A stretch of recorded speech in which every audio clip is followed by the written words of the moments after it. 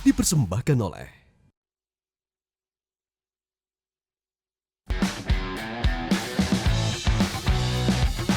Sahabat Dasat, kali ini Gaspol bersama Ustadz Dasat Latif akan hadir di hadapan ratusan warga Kendal untuk memeriahkan rangkaian Hari Santri. Pendopo Temenggung Bahu Rekso menjadi venue untuk Ustadz Dasat Latif memberikan petua dan motivasinya kepada sahabat Dasat mengenai tema kali ini, Santri Hebat Indonesia Kuat.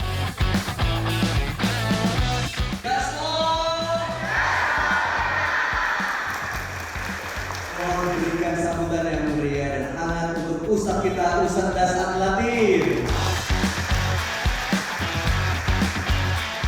Assalamualaikum warahmatullahi wabarakatuh. Mas Bayu. Waalaikumsalam warahmatullahi wabarakatuh. Gimana kabar? Alhamdulillah sehat Ustadz. Ustadz gimana? Alhamdulillah sehat. Bagaimana Kabupaten Kendal? Saya selalu senang kalau lihat anak-anak santri. Kenapa begitu Pak Ustadz? Inilah masa depan Republik Indonesia. Masya Allah.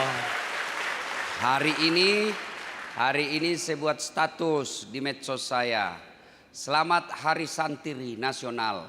Santri adalah kunang-kunang utusan Allah untuk menerangi permukaan bumi.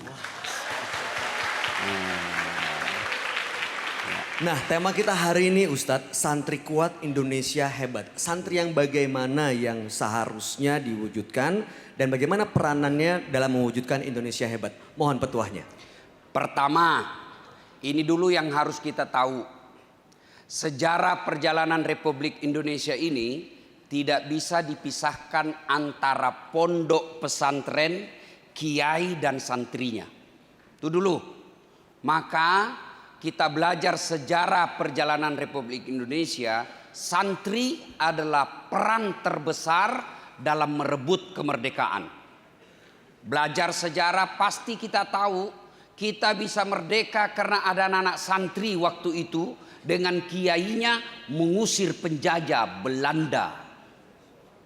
Kemudian setelah itu santri kemudian saat ini tidak boleh ditinggalkan dalam mewarnai Republik Indonesia.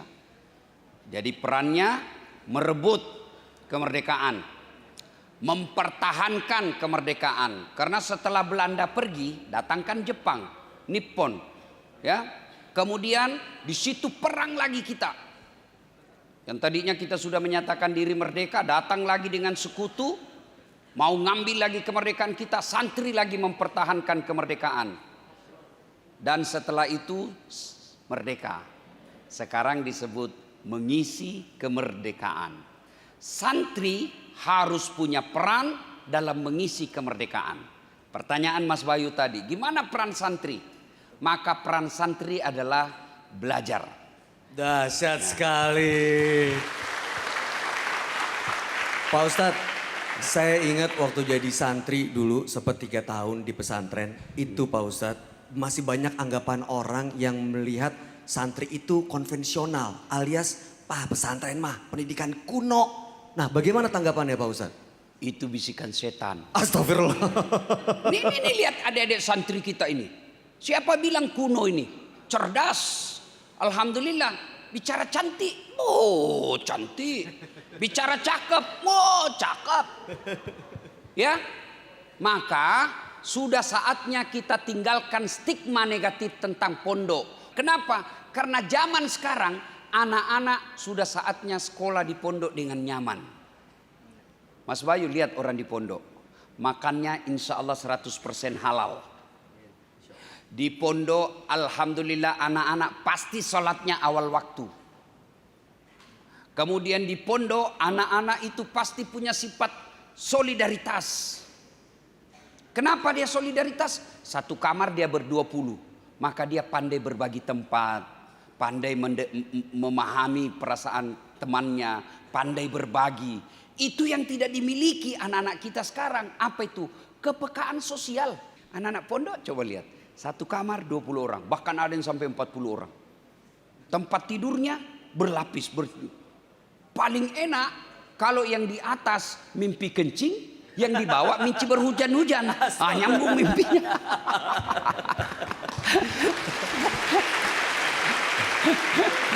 Jadi memang begitu banyak sekali nilai-nilai dalam kehidupan yang bisa didapatkan dari Di pondok pesantren. Nah, begitu lulus nih santri kembali ke masyarakat, peranan apa yang harus dilakukan supaya tetap melaksanakan eksistensinya sebagai santri dan juga bermanfaat buat kemaslahatan? Nah, ini yang adik-adik santri ya, harus membawa pesan-pesan agama sesuai dengan hasanah Republik Indonesia yang kita kenal dengan dakwah Nusantara.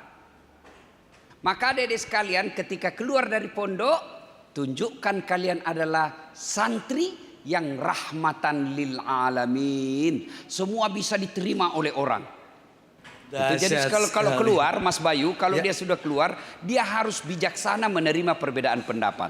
Karena kalau dia tidak bisa menerima perbedaan pendapat, maka gagal dia menjadi misi, the messengers untuk ajaran Islam. Baik, jadi Islam itu memang rahmatan lil alamin, membawa pesan damai begitu ya Pak Ustadz ya? Jangan sampai kita keluar pondok malah menakut-nakuti orang. Karena ada juga itu penceramah. Ya, yang eksklusif Neraka tidak aja inklusif. terus dicerita. Kakak kamu bakal dibakar, dibanting, dilipat, ditusuk pantatmu, keluar di hidungmu.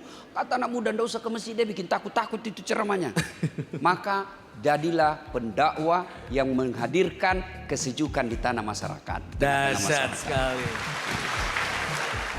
Cari anak-anak santri kita yang pandai di bidang elektronik, kirim dia ke Jepang, Korea, sekolahkan dia sampai setinggi-tingginya, pulang bangun kampungmu. Kalau dia cerdas bidang ini otaknya, tapi gersang hatinya, maka dia jadi pejabat dan pada akhirnya berada pakai baju orange, tertulis tahanan KPK menghadap ke belakang. Auzubillah min zalik.